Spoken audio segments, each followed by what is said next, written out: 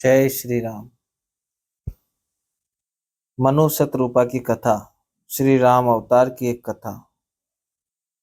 सो मैं तुम सन कहु सबु, सुनु मुनीस मन लाई। राम कथा कलिमल हरनी, मंगल करनी सुहाई। हे मुनीश्वर भरद्वाज, मैं वह सब तुमसे कहता हूँ, मन लगा कर सुनो। श्री रामचंद्र जी की कथा कलयुग के पापों को हरने वाली, कल्याण करने वाली और बड़ी सुंदर है। स्वयंभू मनु और उनकी पत्नी शतरूपा, जिससे मनुष्यों की यह सृष्टि हुई, इन दोनों पति पत्नी के धर्म और आचरण बहुत अच्छे थे। आज भी वे जिनकी मर्यादा का गान करते हैं। राजा उत्तानपाद उनके पुत्र थे, जिनके पुत्र प्रसिद्ध हरि भक्त ध्रुव जी हुए। मनु जी के छोटे लड़के का नाम प्रियव्रत था और उनकी कन्या का नाम देवहूति था, जो कदर्म मुनि की प्यारी पत्नी हुई और जिन्होंने आदि देव दीनों पर दया करने वाले समर्थ एवं कृपालु भगवान कपिल को अपने गर्भ में धारण किया। तत्वों का विचार करने में अत्यंत निपुण कपिल भगवान ने सांख्य शास्त्र का प्रकट रूप में वर्णन किया। उन स्वयंभू मनु जी ने बहुत समय तक राज्य किया और सब प्रकार से भगवान की आज्ञा, शास्त्र की मर्यादा का पालन किया। घर में रहते रहते बुढ़ापा आ गया, परंतु विषयों से वैराग्य नहीं होता। इस बात को सोचकर उनके मन में बड़ा दुख हुआ कि श्री हरि की भक्ति बिना जन्म यूं ही चला गया। तब मनु जी ने अपने पुत्रों को जबरदस्ती राज्य देकर स्वयं अपनी पत्नी सहित वन को चले गए। अत्यंत पवित्र और साधकों को सिद्धि देने वाला तीर्थों में श्रेष्ठ नैमिषारण्य प्रसिद्ध है। वहां मुनियों और सिद्धों के समूह बसते हैं। राजा मनु हृदय में हर्षित होकर वहीं चले। वे धीर बुद्धि वाले राजा रानी मार्ग में जाते हुए ऐसे सुशोभित हो रहे थे, मानो ज्ञान और भक्ति ही शरीर धारण किए जा रहे हों। चलते चलते वे गोमती के किनारे जा पहुंचे। हर्षित होकर उन्होंने निर्मल जल में स्नान किया। उनको धर्म धुरंधर राजर्षि जानकर सिद्ध और ज्ञानी मुनि उनसे मिलने आए। जहां जहां सुंदर तीर्थ थे, मुनियों ने आदर पूर्वक सभी तीर्थ उनको करा दिए। उनका शरीर दुर्बल हो गया था। वे मुनियों से वल्कल वस्त्र धारण करते थे और संतों के समाज में नित्य पुराण सुनते थे और 12 अक्षर मंत्र ओम नमो भगवते वासुदेवाय का प्रेम सहित जप करते थे। भगवान वासुदेव के चरण कमलों में उन राजा रानी का मन बहुत ही लग गया। वे साग फल और कंद का आहार करते थे और सच्चिदानंद ब्रह्म का स्मरण करते थे। फिर वे श्री हरि के लिए तप करने लगे और मूल फल को त्याग कर केवल जल के आधार पर रहने लगे। हृदय में निरंतर यही अभिलाषा हुआ करती थी कि हम कैसे उन परम प्रभु को आंखों से देखें, जो निर्गुण अखंड अनंत और अनादि हैं और परमार्थवादी ब्रह्म ज्ञानी तत्ववेत्ता लोग जिनका चिंतन किया करते हैं, जिन्हें वेद नेति नेति कहकर निरूपण करते हैं, जो आनंद स्वरूप उपाधि रहित और अनुपम है। एवं जिनके अंश से अनेकों शिव, ब्रह्मा और विष्णु भगवान प्रकट होते हैं। ऐसे महान प्रभु भी सेवक के वश में हैं और भक्तों के लिए दिव्य लीला विग्रह धारण करते हैं। यदि वेदों में यह वचन सत्य का है तो हमारी अभिलाषा भी अवश्य पूरी होगी।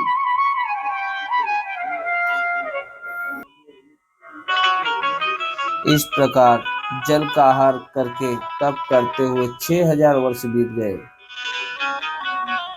उसके बाद फिर 7000 वर्ष के वे वायु के आधार पर रहे, सिर्फ वायु ही ग्रहण करते रहे।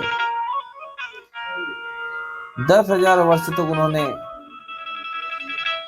वायु का आधार भी छोड़ दिया। दोनों एक पेड़ से खड़े रहे। उनका अपार तप देखकर ब्रह्मा, विष्णु और शिव जी कई बार मनु जी के पास आए। उन्होंने इन्हें अनेक प्रकार से ललचाया और कहा कि कुछ वर मांगो। ये परम धैर्यवान राजा रानी अपने तप से किसी के डिगाए नहीं डिगे। यद्यपि उनका शरीर हड्डियों का ढांचा मात्र रह गया था, फिर भी उनके मन में जरा भी पीड़ा नहीं थी। सर्वज्ञ प्रभु ने अनन्य गति आश्रय लेने वाले तपस्वी राजा रानी को निज दास, अपना दास जाना। तब परम गंभीर और कृपा रूपी अमृत से सनी हुई यह आकाशवाणी हुई कि वर मांगो। मुर्दे को भी जिला देने वाली यह सुंदर वाणी कानों के छेदों से होकर जब हृदय में आई, तब राजा रानी के शरीर ऐसे सुंदर और हष्ट पुष्ट हो गए मानो अभी घर से आए हैं। कानों में अमृत के समान लगने वाले वचन सुनते ही उनका शरीर पुलकित और प्रफुल्लित हो गया। तब मनु जी दंडवत करके बोले, हे प्रभु, सुनिए, आप सेवकों के लिए कल्प वृक्ष और कामधेनु हैं। आपकी चरण रज की ब्रह्मा, विष्णु और शिव जी भी वंदना करते हैं। आप सेवा करने में सुलभ हैं तथा सब सुखों को देने वाले हैं। आप शरणागत के रक्षक और जड़ चेतन के स्वामी हैं। हे अनाथों का कल्याण करने वाले, यदि हम लोगों पर आपका स्नेह है तो प्रसन्न होकर यह वर दीजिए कि आपका जो स्वरूप शिव जी के मन में बसता है और जिसकी प्राप्ति के लिए मुनि लोग यत्न करते हैं, जो काकभुसुंडी के मन रूपी मान सरोवर में विहार करने वाला हंस है, सगुण और निर्गुण कहकर वेद जिसकी प्रशंसा करते हैं। हे शरणागत के दुख मिटाने वाले प्रभु, ऐसी कृपा कीजिए कि हम उसी रूप को नेत्र भर कर देखें। राजा रानी के कोमल, विनय युक्त और प्रेम रस में पगे हुए वचन भगवान को बहुत ही प्रिय लगे।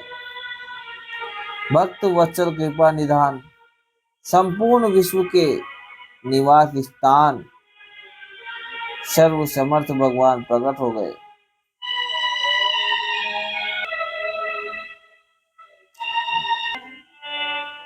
भगवान के नीले कमल, नीलमणि और नीले मेघ के समान कोमल प्रकाशमय और सरस श्याम वर्ण शरीर की शोभा देखकर करोड़ों कामदेव भी लजा जाते हैं।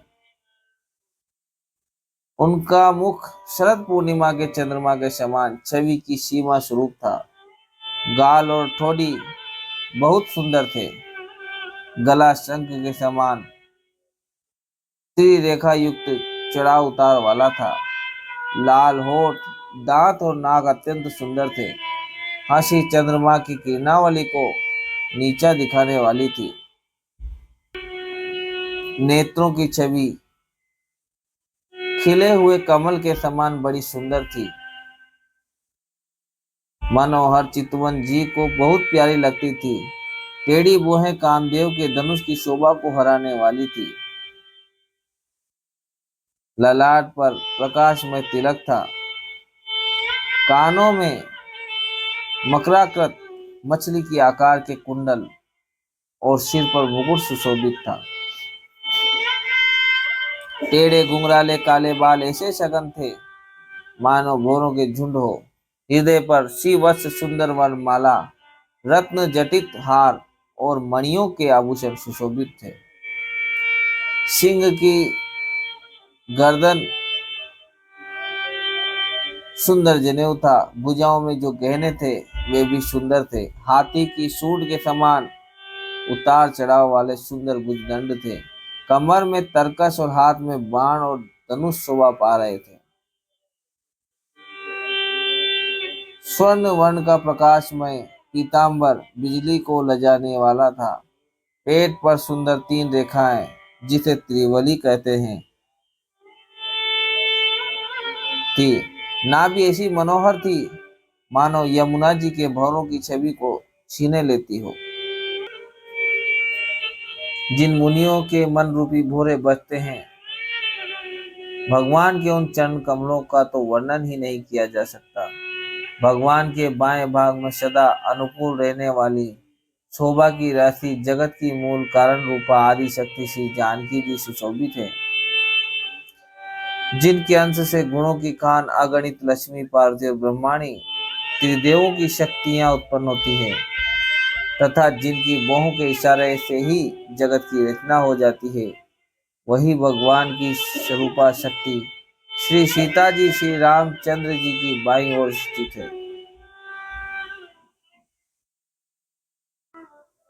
शोभा के समुद्र श्री हरि के रूप को देखकर मनु और शत्रुपा के नेत्रों में रोके हुए एकटक स्तब्ध रह गए।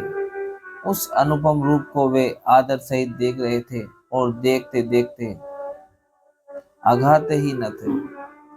आनंद के अधिक वश में हो जाने के कारण उन्हें अपनी देह की सुध भूल गई। वे हाथों से भगवान के चरण पकड़कर दंड की तरह सीधे भूमि पर गिर पड़े। कृपा की राशि प्रभु ने अपने कर कमलों से उनके मस्तक का स्पर्श किया और उन्हें तुरंत ही उठा लिया।